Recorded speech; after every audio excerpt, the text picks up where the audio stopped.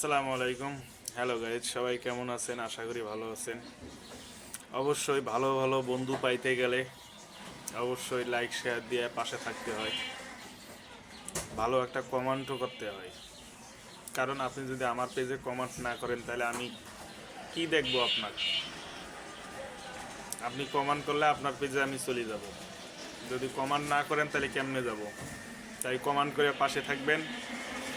আর দ্বিতীয়ত, আগেরকার মানুষ বলতো যে মানুষের নাকি সুখে থাকলে ভূতে খিলায়।